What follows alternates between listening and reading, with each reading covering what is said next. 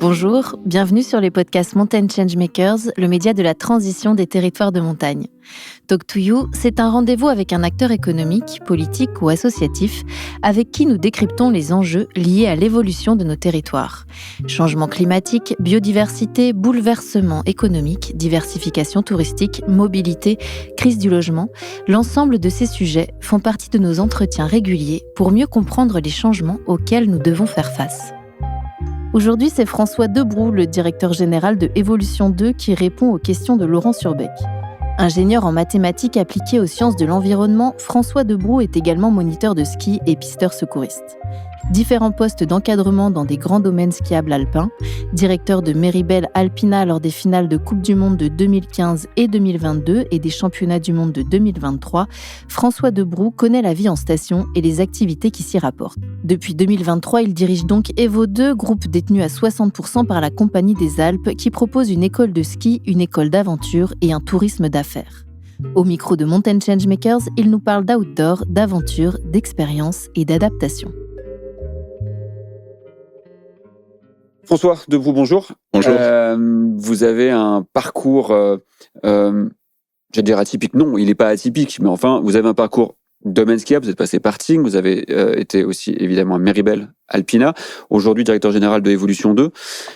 Est-ce que ce parcours dans les domaines skiables, il est tout à fait enrichissant pour s'occuper aujourd'hui d'une société comme Evolution 2 qui, vous allez nous le rappeler, en quelques mots, est quand même spécialisée dans l'outdoor?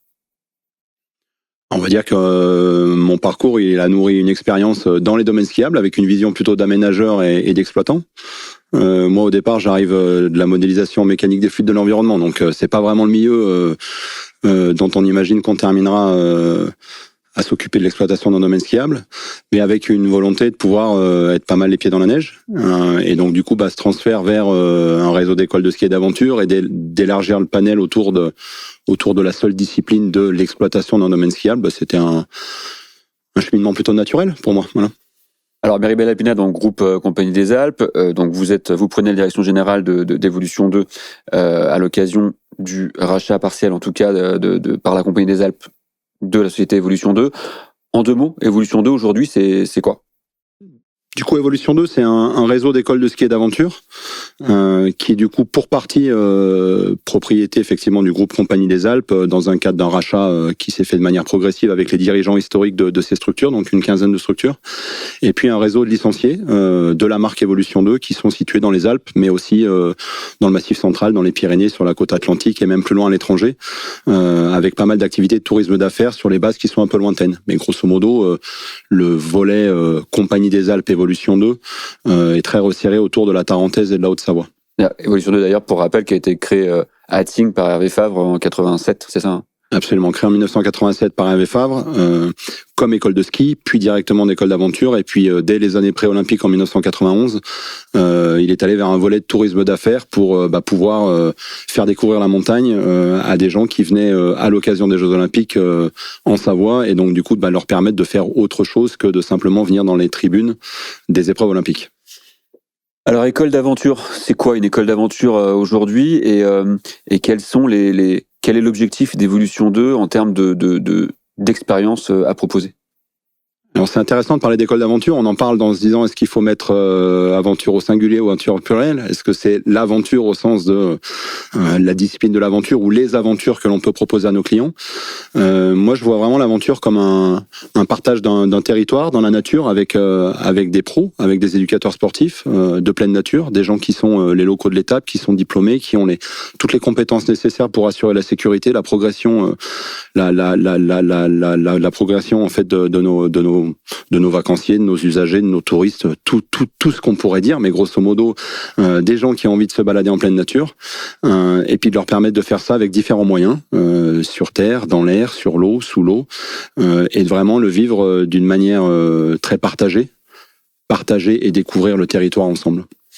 C'est ça ce qu'on appelle outdoor aujourd'hui. Vous, comment vous définiriez ce terme outdoor aujourd'hui? C'est important pour que on le ramène peut-être dans ses vraies significations. Le terme d'enfermer dehors, il est plutôt bien, et de se dire d'être finalement au grand air. Et pour moi, l'outdoor, je le vois vraiment comme étant au grand air et profiter de ce que la nature a à nous offrir et en profiter avec les éléments du jour, non pas d'imaginer, de se dire c'est comme ça qu'on va le vivre. J'ai typiquement quelque chose au fond de ma tête qui est de me dire le ski aventure pour moi, c'est d'être capable d'aller faire du land art avec des enfants quand il pleut et d'aller se cacher en forêt plutôt que d'être en pleine pluie, de monter jouer dans les congères quand la neige s'y prête et de passer voir le maître chien d'avalanche au poste de secours, d'être capable finalement de se dire on va plutôt faire des igloos ou des boules de neige quand la neige est collante, mais vraiment de le faire découvrir la neige, faire découvrir la nature, faire découvrir la montagne. Comme on le fait avec nos propres enfants, sans le stress de se dire il y a une semaine de ski, il y a une semaine de vacances, il faut absolument que ce soit dans quelque chose de codifié. Donc moi, l'outdoor, je le vois vraiment comment profiter au maximum de ces expériences que nous offre la nature dans un territoire qui est finalement extrêmement varié, en toute saison, avec toutes les météos, à toutes les altitudes, avec toutes les végétations, avec tout ce qu'il y a de plus divers. Et puis là encore, en l'air, sur la terre, dans l'eau, sous l'eau, de la manière la plus 360 degrés qu'on puisse imaginer. Est-ce que c'est une tendance qui progresse? Est-ce que les activités que vous proposez, alors vous avez parlé du ski, bien entendu, de l'enseignement du ski aussi, mais d'autres activités proposées, est-ce que c'est la pratique de ces autres activités en montagne progresse réellement depuis quelques années? La manière de le voir, ce serait de se dire, si on le regarde avec le prisme d'Evolution 2, qui s'est bâti autour d'une image plutôt de sport très actif, de sport élitiste, avec des images de freeride, avec des images de sport très engagé. Et de la même manière que le ski, qui était un sport, est devenu plutôt un loisir sportif, voire même un loisir actif, on peut imaginer que l'outdoor, tel qu'on veut le promouvoir, il passe de finalement une vraie expérience sportive à plutôt une expérience de loisir actif, voire même une expérience de loisir. Et en fait, cette tendance-là, elle vient plutôt avec le fait d'avoir des personnes à qui on va faire découvrir notre milieu, qui sont de plus en plus sédentaires, de moins en moins à l'aise en territoire naturel, qui sont plutôt en perte de repère de ce qu'est la nature et de se balader en nature. Donc au-delà de se dire est-ce que c'est une tendance sociétale, c'est en tous les cas de se dire nous on a bien cette impression qu'on a des gens emmenés avec nous pour leur faire découvrir en leur disant tout ça en fait c'est accessible, c'est bien, c'est chouette. Tu peux venir le faire avec nous, tu pourras venir le faire tout seul, mais en tous les cas vraiment de l'ouvrir au plus grand nombre. Donc cette notion de passer de plutôt des activités de niche qui sont pour les gens qui savent, pour les gens du coin, pour les locaux, à le faire savoir au plus grand nombre, c'est quelque chose qui, à mon sens, est extrêmement important pour la montagne de demain. Est-ce que, on entend, on voit souvent les stats disant que on est sorti ou en train de sortir en tout cas du je passe une semaine au ski et je skie tous les jours.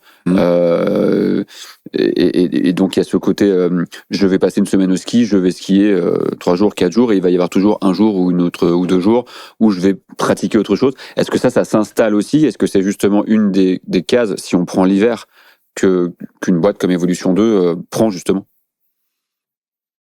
Oui, j'aurais tendance à dire que ça s'installe parce qu'on arrive à faire cette démonstration que les gens de plus en plus, que les vacanciers de plus en plus prévoient à l'avance les activités qu'ils vont pouvoir faire. On le voit sur la manière dont aujourd'hui on commercialise nos activités, où on a été extrêmement baigné dans du last minute avec des gens qui, au tout dernier moment, notamment l'hiver, souhaitaient venir faire une activité, quand aujourd'hui on voit que les gens y réfléchissent et puis se lancent dans le fait d'aller regarder nos produits, de réserver un créneau et de finalement s'engager bien avant qu'ils soient arrivés en station. Donc on le voit nous finalement dans ce qu'on appelle nos booking windows, voilà, c'est un anglicisme, mais nos fenêtres d'achat. On voit que de plus en plus les gens regardent ça à l'avance. Ça veut pas dire qu'ils décident au dernier moment quand ils voient un plongeur sous glace et qu'ils se disent pourquoi je pourrais pas faire ça demain. Mais ils regardent ça en amont et on a effectivement cette impression qu'ils se projettent dans leur semaine d'une manière plus diversifiée que de se dire j'ai 6 jours de ski et puis j'essaierai de trouver quelques à côté autour. Concrètement, si on parle de l'hiver par exemple, et puis on reparlera de l'été évidemment, est-ce qu'il y a une ou deux activités que vous proposez qui qui marque une vraie croissance de la demande d'expérience à vivre depuis quelque temps? On essaie de vraiment promouvoir des camps multi-activités. Le fait de se dire pas uniquement du ski typé Memento du système d'enseignement à la française, mais plutôt de se dire du ski et des activités à côté, ski le matin, activité l'après-midi, ou d'être capable d'enchaîner ces choses-là. Et donc nos winter camps, nos summer camps sont des choses sur lesquelles on sent qu'il y a une vraie appétence des clients de se dire, je veux pas simplement faire apprendre à skier à mes enfants, mais j'ai envie en fait que mes enfants ils découvrent la montagne comme les enfants du coin, en tout cas sans avoir ce stress uniquement de l'apprentissage du ski. Ça, est-ce que c'est une tendance lourde? En tous les cas, on voit que ça se développe et nous, on mise beaucoup là-dessus parce que c'est aussi la manière dont on veut faire vivre la montagne à nos clients. Les activités, évidemment, qui reviennent, dont on entend tous parler, comme la poussée du ski de rando, évidemment, post-Covid, ou enfin, grâce au Covid, pour une fois, ou des activités plus spéciales, comme du VTT sur neige, comme des randonnées. Est-ce que ça, c'est des choses qui se développent vraiment? Est-ce que même sur les basecamps dont vous parlez, il y a des choses particulières? Oui, ça se développe. Oui, on est toujours en développement. J'ai une illustration qui me semble assez cohérente. Douglas, notre dirigeant à Évolution de Tignes et à Val d'Isère, il nous a dit l'année dernière, il y a quand même quelque chose d'épatant. On vend de plus en plus de raquettes à Tignes, des expériences en raquettes. Quand on n'est quand même pas en train de se dire que Tignes est dans l'imaginaire des clients, une station où c'est propice d'aller faire de la raquette. Mais du coup, il y a la personne du groupe qui ne fait pas de ski et qui, elle, est finalement contente d'aller faire de la raquette. Le plus épatant, c'est que du coup, quand elle fait une semaine de raquette, en fait, le jeudi ou le vendredi, il y a le reste de la famille qui vient. Parce que finalement, il a aussi envie de voir et de se dire, peut-être que je loupe quelque chose. Donc, c'est quelque chose qui est assez étonnant, en fait, de se dire, Tignes associé à de la raquette à neige, mariage impromptu, mais qui semble pouvoir se faire à des moments. Est-ce qu'il y a des freins au développement des activités outdoor? Est-ce que c'est l'image de la montagne, si on parle de l'hiver, qui est tellement imprégné du ski que c'est pas facile de placer d'autres activités? Est-ce que l'écosystème fait que c'est pas forcément, c'est pas toujours adapté? Les freins, je dirais qu'il y a des freins matériels. Ça reste des sports immatériels. Il y a le frein de l'effort physique. Si effectivement on veut arriver à rendre les expériences les plus accessibles possibles au plus grand nombre, il faut évidemment pas viser à dire on va aller faire une expérience luge, on va faire 500 mètres de dénivelé à la montée pour faire 500 mètres de luge, ça marche juste pas. Parce que les 500 mètres à la montée, c'est une vraie punition. Faire découvrir le ski de rando, et on a des stages d'initiation au ski de rando, il faut qu'on soit extrêmement précautionneux dans le fait de bien choisir les itinéraires, les dénivelés, d'être vraiment sur les bons terrains, et puis de donner du sens au-delà, de dire vous inquiétez pas, ça va être dur à la montée, mais vous allez vous éclater à la descente. Non, c'est une expérience globale, avec un plaisir qui se prend à la montée, à la descente, qui se prend en passant voir le chalet d'alpage, en passant voir des gens du coin, et en étant accompagné avec un local de l'étape qui sait quelque part faire profiter de la journée d'une manière autrement que un frein physique qui pourrait y avoir, par exemple. Ouais, ça fait plusieurs fois que vous en parlez, ça. En fait, il y a le côté expérience vécue, activité, mais qui est lié beaucoup à le local de l'étape, c'est-à-dire qui est lié beaucoup aussi à la découverte du territoire de façon différente, avec plus de. Enfin, il y a un côté culturel, en fait. Il y a un côté culturel, il y a un côté lien humain. Il y a un côté viens voir la montagne que je connais au quotidien et je te la fais partager. On s'est pas mal questionné, je me suis pas mal questionné sur ce lien humain, la manière dont il se transmet ou dont il est présent dans le groupe Compagnie des Alpes entre les familles et nos staffs. En fait, un vrai lien profond qui s'établit entre les familles et les staffs, c'est pas si commun dans le groupe Compagnie des Alpes. Dans les parcs de loisirs, les enfants jouent avec les mascottes, mais les mascottes, ce sont des mascottes, ce sont des personnages, ce sont pas les personnes. On sait pas si c'est Jean-Jacques ou Mélanie qui est à l'intérieur de la mascotte. Les clients sur les domaines skiables tissent un vrai lien avec des pisteurs secouristes quand il y a un secours, mais c'est pas une expérience des plus mémorables que de se dire, bah voilà, du coup, je m'appelle Jean-Michel, je vais m'occuper de vous, et vous, comment est-ce que vous vous appelez? C'est dans des situations de stress. Il y a les animateurs, notamment dans les clubs villages MMV, où c'est de se dire, bah eux, effectivement, ils créent un vrai lien durable pendant une semaine avec des enfants. Au gré des journées d'activité, les soirs après les activités. Et puis après, j'ai même pensé aux entraîneurs de foot de la PSG Academy dans le groupe Urban, qui est du coup le réseau d'écoles, enfin le réseau de centres de padel et de foot à 5, en me disant, bah là, du coup, les coachs de la PSG Academy, eux aussi, ils doivent créer ce lien avec les enfants. Sinon, on n'a pas tant de liens que ça. Et nous, on a cette chance incroyable d'avoir nos clients au long cours, des gens qu'on a plusieurs journées, qu'on a peut-être même toute la semaine, qu'on a même d'année en année, parce que c'est des gens qui viennent, qui sont fidèles, dont on peut découvrir la vie, dont ils peuvent découvrir notre vie, et à qui même on donne rendez-vous l'été, qui du coup viennent faire d'autres expériences. Et ça, c'est quelque chose qui est extrêmement fort, parce que nos éducateurs sportifs, c'est une fibre qu'ils ont envie de partager, de connaître les gens, d'être connus des gens, et de finalement pouvoir vraiment vivre les choses ensemble. Et ça, c'est très très fort. Et c'est vraiment quelque chose, moi, qui m'anime au plus haut point, parce que je me dis que là, quelque part, on a quelque chose qu'on ne touchait pas forcément du doigt dans l'exploitation de nos domaines skiables, où des opérateurs voient beaucoup de monde, mais ils les voient de manière extrêmement courte, extrêmement vive, pour vendre un titre de transport, pour les accueillir sur une remontée mécanique, pour donner une information, mais pas de manière aussi durable. C'est quoi l'activité que vous aimeriez développer plus au sein d'Evolution 2, ou l'activité peut-être qui n'existe même pas encore, mais auquel vous pensez? L'histoire d'Evolution 2, elle s'est construite autour de fondateurs qui étaient des passionnés de glisse. Passionnés de glisse à la descente sur la neige, passionnés de glisse à la descente sur des rivières, passionnés de glisse à la descente sur des VTT. Des vrais passionnés de glisse, et qui ont adoré enchaîner les choses. Qui ont adoré, on entend souvent parler de l'imaginaire du flocon à la vague, de partir du sommet de l'Aiguille Rouge et de faire la descente infernale, où on partait à ski. Alors ils en parlent à l'époque, on partait à ski. Et puis après derrière, on continuait en VTT, on terminait en raft, et c'était des choses, c'était formidable. On en parle tout au passé, en se disant, mais pourquoi est-ce qu'on en parle au passé? Ben parce que c'était compliqué, parce qu'il y avait des enjeux de matériel, parce que c'était finalement pour une niche extrêmement réduite. C'était les gens du coin, les locaux, les sachants, c'était la petite communauté. En fait, mon rêve, c'est de me dire comment est-ce qu'on peut faire pour que ça devienne la grande communauté. Parce qu'en fait, aujourd'hui, avec nos moyens de commercialisation, de promotion de nos produits, en fait, on peut être capable d'organiser des expériences combinées. Monter au Petit Saint-Bernard en VTT électrique depuis la Rosière, descendre par la voie romaine, faire un chouette pique-nique en bas et faire une descente en raft derrière pour partir de Bourg-Saint-Maurice et aller jusqu'à Centron. C'est pas du sport de haut niveau, c'est du loisir actif. C'est des choses qu'on peut mettre à portée du plus grand nombre. Être capable de faire ces enchaînements, d'être sur les skis le matin et dans un raft l'après-midi, c'est aussi des choses qu'on peut faire, et on peut trouver des clients pour. Donc il y a ces notions d'expérience combinée. Puis après, j'ai un deuxième point, moi, qui tient plus à ma personnalité et à ma manière, moi, de vivre mon temps libre. C'est l'itinérance.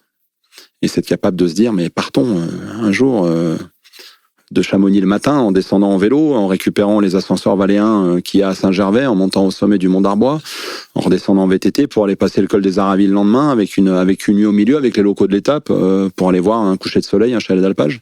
Et puis derrière, de redescendre de nouveau en VTT pour terminer au bord du lac d'Annecy, et de se dire, on est capable d'emmener des gens en 2 journées, une nuit, de Chamonix au lac d'Annecy, et de voir des lieux mythiques, sans forcément se dire ça se fait par le biais d'un van, ça se fait par le biais d'un bus, mais plutôt ça se fait par le biais de partir d'un endroit et aller à l'autre en itinérance. Voilà, il y a forcément un peu de bus au milieu, il y a forcément de la logistique, il y a forcément du matos, il y a forcément des gens dans les coulisses qui l'organisent.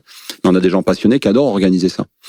Donc voilà, le produit combiné, l'itinérance, c'est à développer, c'est pas si simple, mais ce sont des beaux enjeux pour Evolution 2. Ouais. On va terminer aussi avec des questions plus de votre vision en tant que patron d'Evolution 2, et puis personne qui acteur de la montagne, qui vit la montagne. Comment vous la voyez évoluer, cette montagne dans son offre touristique et d'activité sur les 10-20 ans à venir? Comment vous aimeriez la voir évoluer, cette montagne, je parle de station, mais de vallée aussi, en tout cas d'offres en général. Comment vous aimeriez la voir évoluer?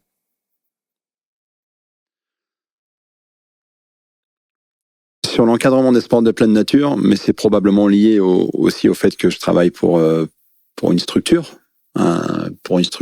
d'école de ski d'aventure. J'espère l'avoir évolué de manière structurée. Que finalement on arrive à promouvoir des offres cohérentes, avec des canaux de promotion, de commercialisation qui sont cohérents, qui permettent d'accueillir des gens de tous les niveaux physiques, de tous les niveaux de vie, de ne pas simplement se dire, en fait, l'archétype même de l'enseignement du ski en France, c'est la semaine 1, la semaine 8 et la semaine 9 à Val d'Isère, avec de la clientèle anglaise, avec un niveau d'honoraires pour des éducateurs sportifs, pour des moniteurs de ski, avec un niveau d'honoraires très élevé, dans une organisation extrêmement déstructurée de plateformes d'individus qui finalement sont directement maillés avec des plateformes clients, et qu'on ait quelque chose qui ne ressemble pas à l'organisation d'une montagne où tout le monde peut s'y retrouver. En fait, j'ai peur de l'ultra-élitisme qu'on peut avoir aussi sur l'enseignement du ski, où tout sera pour promouvoir les clientèles extrêmement aisées qui arrivent de loin, avec des moyens financiers très élevés, et que finalement on oublie même que l'essence du ski reste quand même de faire grandir des générations de skieurs en les faisant progresser, en les faisant profiter de la montagne. Cette partie justement outdoor et aventure, liée au ski aussi évidemment, mais bon, avec ce côté plutôt outdoor et aventure à faire vivre, c'est aussi participer à l'accessibilité de la montagne pour tous. Oui. Le sport pour les nuls, un des philosophes de mon groupe Compagnie des Alpes, le sport pour les nuls, n'oublie pas, on est beaucoup plus à être nul en sport qu'à être des experts de notre sport. C'est l'essence même du plaisir que prennent nos éducateurs sportifs à faire découvrir leur discipline. Ils sont pas des champions du monde de leur sport, ils n'ont pas vocation à l'être. Il faut simplement qu'ils soient des champions du monde de faire partager leur discipline. Et ils savent bien le faire, ils le font avec cœur, ils le font avec joie. Et à mon sens, c'est ça qui est le plus fort. C'est avoir des gens qui se retournent à la fin de leur journée en se disant « Waouh, ce que j'ai vécu, c'est formidable », plutôt que de se dire on est le petit entre-soi de gens qui savons. Nous savons et nous le gardons pour nous. Le best kept secret n'est pas mon proverbe favori, quoi. Quelque part, n'est pas mon expression favorite. Le best kept secret, c'est juste dommage de ne pas le faire partager aux gens. Et je pense que c'est ça qui nous anime, oui. Et si on revient juste, pour finir sur le côté justement recherche de diversification et de d'élargissement de l'offre en montagne, vous travaillez évidemment beaucoup sur l'élargissement des ailes de saison avant, oui, après et en dehors. En tout cas, le côté outdoor amène ça aussi, parce que pas forcément besoin pour monter, oui, les canettes couvertes. Oui. On a parlé les 2 saisons, le 4 saisons, l'hiver, l'été, comment est-ce qu'on sépare? On en est presque à des endroits à se dire, mais en fait, il faut plus qu'on parle de produits été-hiver, il faut qu'on parle de produits sur neige ou hors neige. Et paradoxalement, nos structures qui sont plutôt à basse altitude sont les mieux préparées à cette bascule-là, d'être capable de dire le biathlon qu'on avait prévu, ski de fond, carabine laser, va se faire en basket carabine laser, va se faire en vélo carabine laser, il n'y a pas de souci, on sait faire.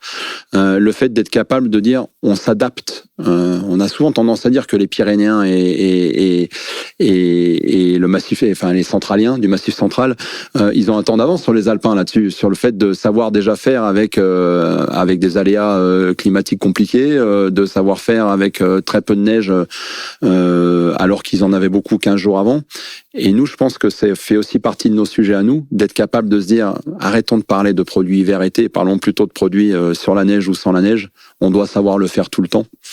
Et on y arrive plutôt bien. On y arrive plutôt bien, notamment quand je pense à toute l'organisation qu'on a en termes de tourisme d'affaires, de séminaires. Finalement, on a tendance à dire, il n'y a pas de plan B. En fait, le plan A, il va marcher, parce que le plan A, il est déjà une adaptation de comment se présente la nature aujourd'hui, quelles sont les conditions niveau, météo, les terrains de jeu qu'on a devant nous, et comment est-ce qu'on adapte. Donc en fait, le plan A, il est adaptatif par essence, plutôt que de se dire on a un plan beau temps, un plan mauvais temps, un plan avec la neige, un plan sans la neige. C'est juste on adapte et puis ça roule. Donc il y a forcément juste un besoin de faire savoir que tout ça c'est possible, quoi. Ce que je veux dire par là, c'est qu'il y a certainement encore un formatage assez fort de la part des agences, de tout ce qui est lié au travel, qui commercialisent la montagne et qui la commercialisent en hiver pour faire du ski, en été pour faire de la randonnée. Et il y a encore sûrement beaucoup de boulot de pédagogie à faire avec ces prescripteurs pour faire passer cette image de la montagne qui est pas forcément liée à des semaines type, qui est beaucoup plus large que ça en fait comme offre. Je suis complètement d'accord avec ça. Effectivement, il faut qu'on arrive à vraiment rendre les choses diverses. Je tente une analogie, discussion avec un fabricant de ski massif en France, leader de la fabrication des skis, et j'avais la discussion avec un des représentants du service marketing qui me disait voilà, du coup on a des skis très typés piste, très typés hors piste, voilà, on a toutes les gammes de skis, mais au bout d'un moment les gens vraiment rachètent à chaque fois et prennent quelque chose de très catégorisé. Non, mais là on est en train de sortir le ski, c'est le bon ski pour la neige que vous allez trouver. Et le précepte est bon, à mon sens, de se dire, mais en fait, c'est la bonne activité pour le terrain de jeu que vous allez trouver, parce qu'en fait, on va s'adapter. Et effectivement, du coup, c'est loin de l'idée monobloc, de dire, votre semaine de ski, voilà comment est-ce qu'elle démarre, voilà comment est-ce que vous allez la vivre. Mais c'est plutôt votre semaine de ski, voilà comment est-ce que vous pouvez l'imaginer. Et puis, voilà, votre semaine de ski, n'en parlez plus ou ne l'imaginez plus comme une semaine de ski, mais imaginez-la bien comme une semaine de vacances, d'activités sportives, de loisirs sportifs, plus ou moins intenses, plus ou moins complexes techniquement. Mais vous inquiétez pas, vous saurez trouver des gens qui auront envie de vous emmener avec votre niveau, avec vos envies, avec vos moyens techniques et financiers. Et ça, c'est quelque chose qui est beaucoup plus large que effectivement se dire vendons notre cœur de cible, le cours collectif 6 demi-journées matin du dimanche au vendredi. Oui, évidemment, il nourrit l'économie de la même manière que la vente des forfaits ski passe 6 jours nourrit l'économie de la montagne. Mais pour le coup, il y a beaucoup plus de choses à découvrir. Ouais, et puis ça doit évoluer. Et puis ça doit évoluer, et puis je pense que ça évolue, effectivement. Ouais. Merci François. Merci à vous. On reviendra de toute façon pour parler d'été avec Evolution 2 bientôt. Merci. Ce que je retiens de cet échange avec le directeur d'Evolution 2, c'est d'abord qu'apprendre à skier n'est plus une fin en soi, et vos deux misent sur l'apprentissage de la montagne. Les raquettes, par exemple, reviennent à la mode. Pour François Debrou, il faut retrouver le plaisir de la montée, le plaisir de la découverte du territoire, le plaisir des liens humains, bref, vivre la montagne avec un rythme différent. Des expériences nouvelles donc, qui à l'avenir pourraient allier l'utile à l'agréable en proposant des activités combinées en itinérance et décarbonées. Bien sûr, le ski reste l'activité dominante, mais le maître mot est évidemment l'adaptation. L'adaptation à l'altitude, à la météo, au climat, François Debrou craint l'élitisme du ski et rêve d'une montagne plus accessible. Enfin, selon lui, le changement passe par l'imaginaire des clients. Plutôt que de se projeter dans une semaine de ski, pourquoi ne pas imaginer une semaine d'expérience ? Un changement qui passe aussi par le langage. François Debrou parle de produits sur neige et de produits sans neige, plutôt que d'activités d'hiver et d'été. C'était Talk to You, le podcast original de Mountain Changemakers, à retrouver sur les plateformes d'écoute Apple Podcasts, Deezer et Spotify. Si ces sujets vous intéressent, l'ensemble de nos contenus est disponible sur notre chaîne YouTube, sur les réseaux sociaux LinkedIn et Instagram. Retrouvez toutes les informations sur notre collectif sur mountainchangemakers.org. Ce podcast a été réalisé par Tom Surbeck.